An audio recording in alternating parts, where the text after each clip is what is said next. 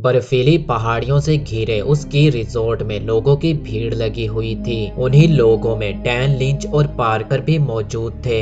ये तीनों वीकेंड पे वहां स्की करने आए थे। डैन और लिंच बचपन के दोस्त थे और वहीं पार्कर डैन की गर्लफ्रेंड थी। स्की करने के लिए उन्हें पहाड़ी की चोटी पर जाना था। पहाड़ी की चोटी पर जाने के लिए वहां पर चेयर लिफ्ट लगी हुई थी। ये तीनों उस लिफ्ट में बैठकर पहाड़ी की ओर जाने लगे, पर तभी किसी खराबी के कारण लिफ्ट बीच रास्ते में ही बंद पड़ गई। हालांकि कुछ देर बाद ही लिफ्ट फिर से शुरू हो गई। पहाड़ी की चोटी पर पहुंचते ही उन तीनों ने मजे करने शुरू कर दिए। पूरा दिन वो तीनों स्की करते रहे।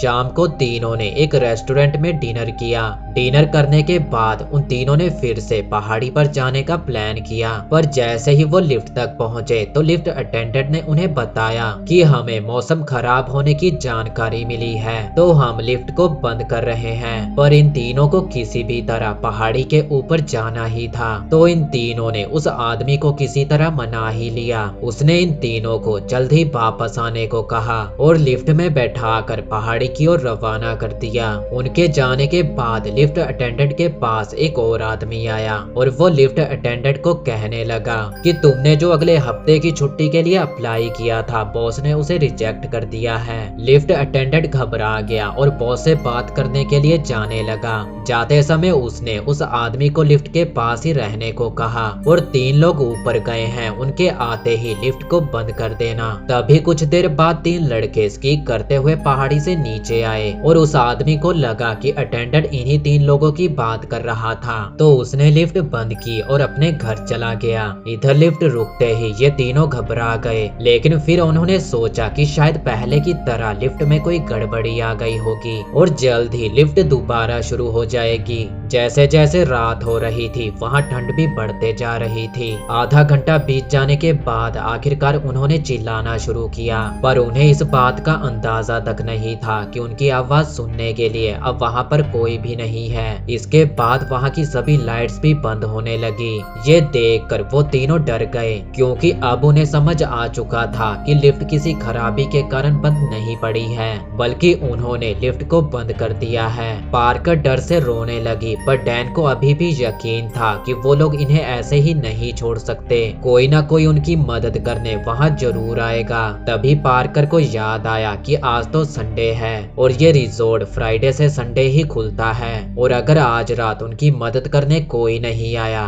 तो अगले एक हफ्ते तक वो तीनों यहीं पर फंसे रहेंगे। ये सोचकर ही पार्कर के हाथ पैर कांपने लगे, साथ ही में ठंड भी लगातार बढ़ते जा रही थी। तभी लिंच ने कहा, यार हम लोग कुछ ज्यादा ही सोच रहे हैं, देखना अभी कुछ देर में ही लिफ्ट चल पड़ेगी। लिंच ने ये कहा ही था कि तभी आसमान में बादल घिर आए और देखते ही देखते वहां बर्फीला तूफान शुरू हो गया।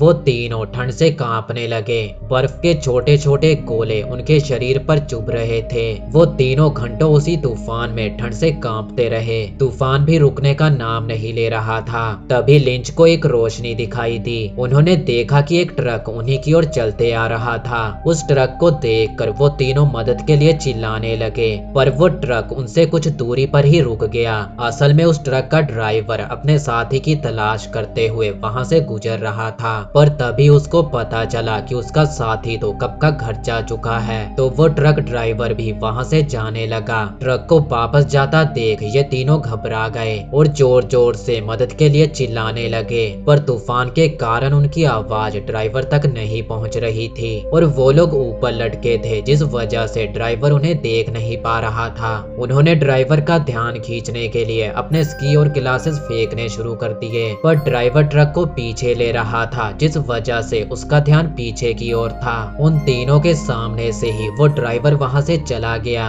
ठंड भी लगातार बढ़ते जा रही थी। खुद को थोड़ा गर्म करने के लिए पार्कर सिगरेट निकालने लगी, पर इस दौरान उसका ग्लव छूटकर नीचे गिर पड़ा। पार्कर ठंड से पूरी तरह कांपने लगी। तभी डैन ने देखा कि ठंड के कारण पार्कर की स्किन उधड़ रही थी। अब डैन को यकीन हो चुका था कि उनकी मदद करने कोई नहीं आने वाला और अब उसे ही कुछ करना होगा। उसने नीचे कूदने का फैसला किया।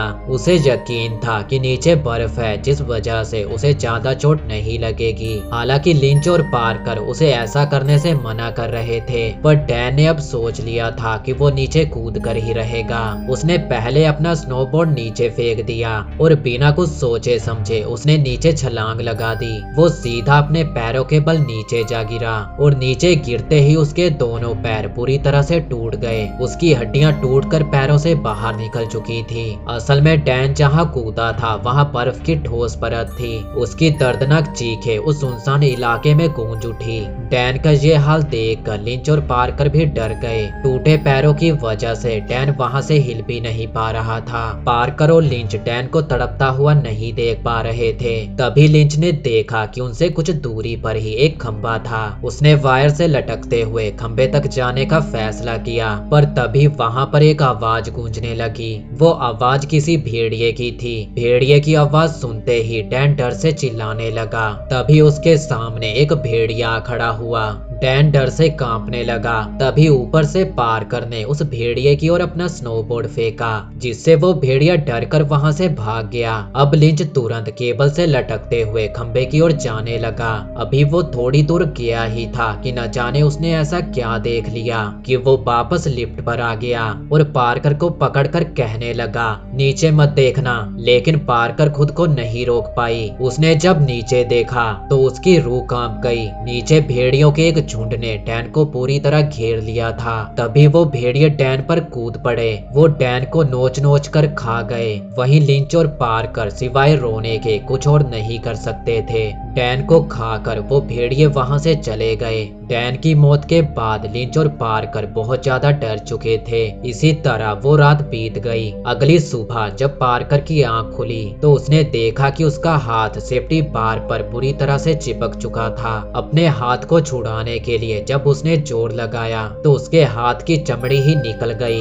देखते ही देखते आधा दिन बीत गया, पर उनकी मदद करने कोई नहीं आया। तो लिंच ने फिर से उस खंबे तक जाने का फैसला किया। वो उस केबल को पकड़कर खंबे की ओर बढ़ा ही था कि अचानक झटके से चेयर का एक जॉइंट टूट गया, जिससे वो चेयर एक तरफ को लटक गई। पार्कर बुरी तरह घबरा गई। वहीं लिंच केबल से लटकता हुआ दूसरी चेयर तक जा पहुंचा। हालांकि वो खंबा अभी भी उससे दूर था और उसे फिर से लटकते हुए खंबे की ओर जाना पड़ेगा। पर उस धारदार केबल ने न सिर्फ लिंच के ग्लव्स बल्कि हाथों को भी छील दिया था। पर फिर भी लिंच ने हिम्मत नहीं हारी। वो एक बार फिर से केबल से लटकता हुआ खंबे की ओर जाने लगा। आखिरकार वो खंबे तक पहुंच ही गया।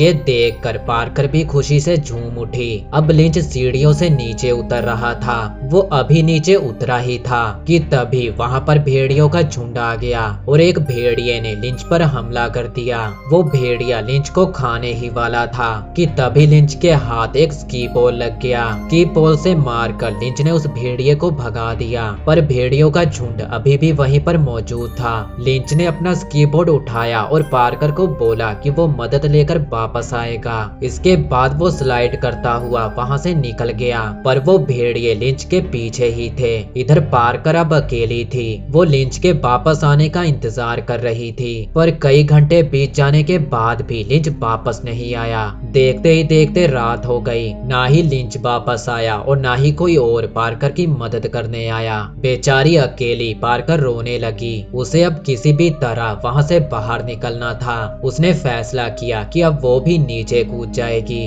नीचे कोई भेड़िया भी नहीं था और ये पार्कर के लिए अच्छा मौका था। उसने अपने पैरों को चेयर से नीचे लटकाया, पर तभी वो चेयर जिस नट के सहारे झूल रही थी वो नट खुलकर नीचे गिर गया और पार्कर जैसे ही नीचे कूदने वाली थी तभी वो चेयर तेजी से नीचे गिरने लगी। डर के मारे पार्कर चिल्लाने लगी, पर वो चेयर जमीन से थोड़ा ऊपर ही रुक गई क्योंकि वो चेयर एक और पतली वायर से बंधी हुई थी। पर वो वायर अब धीरे धीरे टूट रही थी। इससे पहले कि वो तार पूरी तरह टूटती पार्कर नीचे कूद पड़ी। ऊंचाई ज्यादा ना होने के कारण पार्कर सही सलामत थी, पर तभी उस चेयर का तार टूट गया और चेयर सीधा पार्कर के पैर पर गिर गई। उसका पैर बुरी तरह जख्मी हो चुका था, लेकिन उसने हिम्मत नहीं हारी। उसने चेयर से अपना पैर बाहर निकाला और रेंगते हुए आगे पड़ने लगी। वो गिरते पड़ते पहाड़ी से नीचे उतर रही थी। कुछ दूर जाने पर उसे बहुत सारा खून दिखाई दिया। डरी सहमी पारकर जब थोड़ा और आगे गई और आगे जो उसने देखा उसे देखकर उसकी रूह कांप गई। उसके सामने लिंच की कटी फटी लाश पड़ी थी